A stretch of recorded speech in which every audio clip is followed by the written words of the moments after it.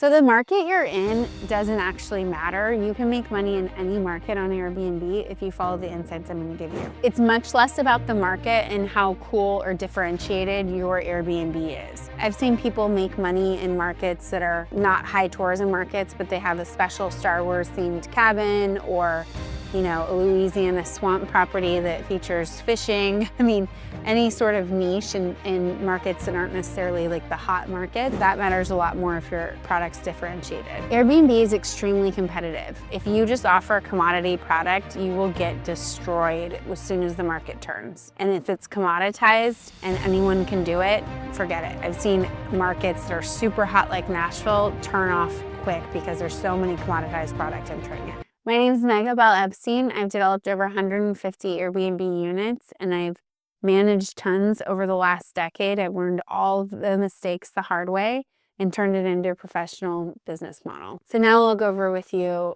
some points that will make you successful in Airbnb in any location and in any market. First, location, location, location. You've heard this a million times. Yes, you need a really good location. However, it's very hard to know what is the great location for Airbnbs because these trends do change readily. After COVID, California was uninvestable and no one wanted to be there and we're leaving. Now San Francisco's was a dumpster fire. It's getting all cleaned up and people are kind of going back. A lot of people moved to Austin, Texas. That was really popular, but now there's people moving back to the cities. It's very hard to know exactly how long a trend will stay or what markets will be constantly great. So it's much more important that you invest in the actual type of project you're doing or the type of Airbnb in whatever market you're in. So I've seen like in Nashville, everybody jumped on the bandwagon to do commoditized Airbnb product. Over 20% of the homes on the market right now are Airbnb homes, and they're all kind of the same sort of Nashville Airbnb type product because it just was like a rush of people, and now it's just sort of created a ton of oversupplied inventory that's just not unique. If you have a unique product, however, you can still make money in a market like Nashville. I would say that it's not just about finding the right location, it's about providing the right product in each of the locations because you can still make money in markets that, are like what you would consider overdone, like a Vegas or something like that. It really just depends on what you're offering. So it is important to keep track of trends. Markets like Charleston have gotten super up and coming and hot, but more importantly, it's important to offer the right thing in the market you're in. And it is a good idea if you're, managing it yourself, that you're in that market as well. More important than the location is to create something unique. Look on Airbnb, see what's available out there and see what people, is missing in the market, what people could want, or that you yourself would want as a consumer if you use Airbnb a lot. Talk to people, survey people. You want something unique that's being offered in the market you're investing in. My second piece of advice would be to supply amenities if possible.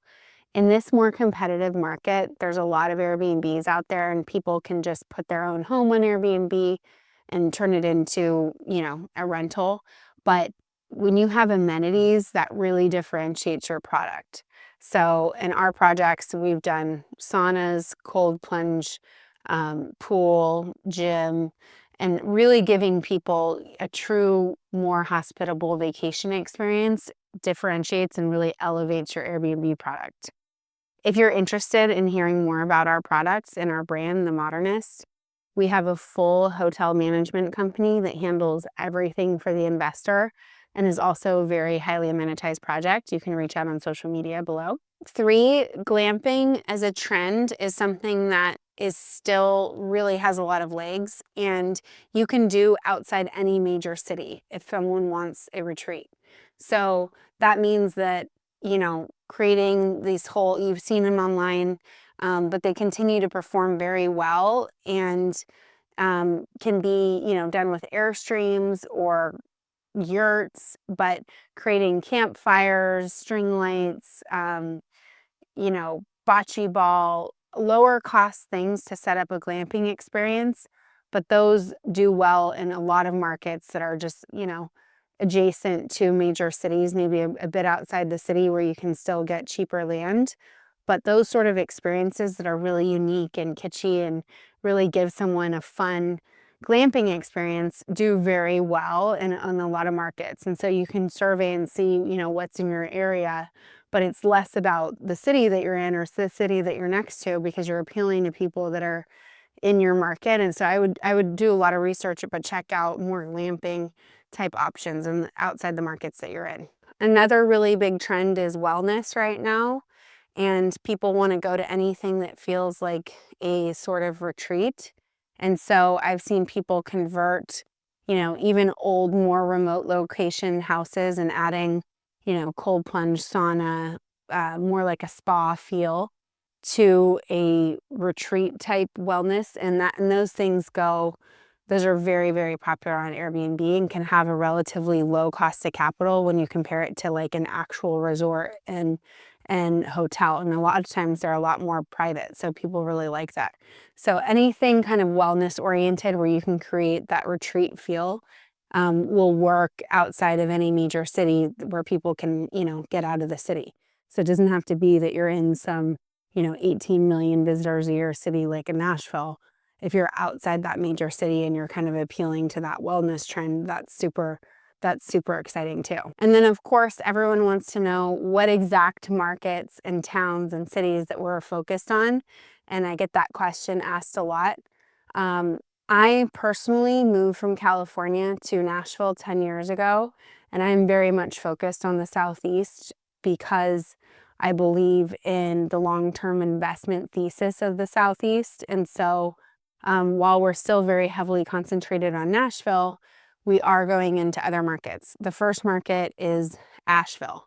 Asheville is a really great located market in Carolina where they're very pro-business, but it's in the mountains, it's gorgeous. There's a very, very hip like restaurant scene, and you can get outside and go hiking and there's a lot of things to do that's very nature, and it's a great place to go in the summer if you live in like a Florida or a Georgia or somewhere, a lot warmer. A lot of people kind of escape to the mountains. And Asheville, so we're building our pipeline in Asheville, which has proven to be really in demand and not a ton of oversupplied product there. It's also kind of good depending on what you're investing in when the local jurisdiction doesn't issue tons of Airbnb permits, and it's a little bit harder to get into because of that undersupplied, it creates a less commoditized supply problem. Or another market we're building our pipeline in is Charleston. It's pretty much almost impossible to do Airbnb in Charleston. We do our buildings under a hotel license, but if you can, there is small areas of Charleston or even in the outskirts of Charleston that allow for short-term rental, and it isn't by far because it's so supply constrained and there's so many aspects of group travel there, and it's so kitschy and it's gotten so popular that Charleston's an amazing market if you can find anything. Another market that we've really like is Austin. Austin has had a bit of oversupply issues on the multifamily side and condos even, and in Airbnb, but there's still sub-markets left. We really like East Austin as an example that have a little bit more unique offering, and you have to be careful because there's been so much building in Austin and so much hype, but in the long run, we like Texas, and we still think Austin's a great market. There's other smaller towns in Texas that have gotten a lot of hype like Marfa or San Antonio, but we build buildings, so we need larger MSAs. So Savannah is one market that we have our eye on. And then another market that we still like very much is Atlanta. Atlanta is one of the top 3 cities in the US for hospitality visitors. I found that to be really incredible. It's just there's a lot of different types of business, sports, academia, a lot of business type travel, but it is a very high tourism market, which I was surprised to find out. So for our product type, Atlanta is actually something that we are building our pipeline in. The first time I started getting involved in more unique Airbnb offerings was when I built a building. The first one was called Loom in Nashville, where we offered for everyone to Airbnb. And that was a total home run. It was crazy. We sold the whole building and, most of it in less than a month. And um, it's now kind of like this party pad that is a little bit more on the lower end than, what I do now, but it was a total hit at the time.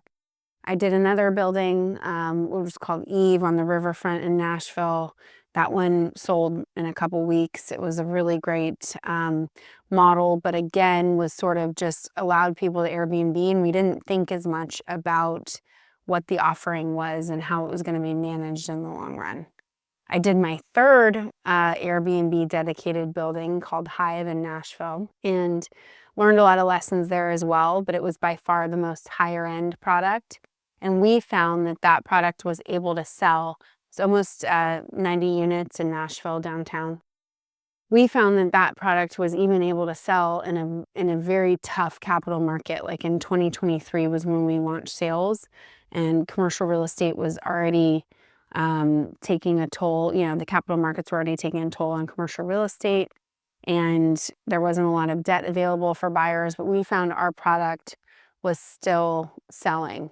And I think that my unique offering, or what I've developed over the years, is an elevated group travel or Airbnb experience that usually, for whatever reason, people don't think of Airbnb as being like a higher end experience. But I believe there's plenty of people out there who, are maybe older or traveling with family or lots of children, maybe more of an executive traveler that wants to stay somewhere longer. A lot of people split time in different places now, especially after COVID and having a more remote, working environment. And so we decided to create an offering that is, professionally managed, highly amenitized, and more of an elevated Airbnb. Like I said, some people create, you know, Star Wars Airbnbs, or, the Dolly Parton themed units I've talked about before, crazy different Airbnb unique experiences. For me, what has worked for us is kind of offering this elevated management and elevated product that is very turnkey. And so I learned a lot over the years in terms of, how to build these buildings and what buyers wanted and what stayers want. And that's kind of how I made my offering more unique, as I said, in terms of as an investor. It's completely turnkey. So we've white labeled the management with a real hotel company. There's a lot of mom and pop operators in Airbnb. There's nothing wrong with that. But when you're doing a whole building, it's very tough to make that work because it changes the experience from unit to unit. So that is kind of how I honed in on what our unique offering is. And I really tried to elevate Airbnb for our brand, which is called The Modernist. But everybody can find their own niche. And it's really about finding where that unmet demand is in the market, like I've talked about. I hope you found that helpful for investing in Airbnb in any market that you're in. If you want to find out more about how I invest in Airbnbs, please watch this next video.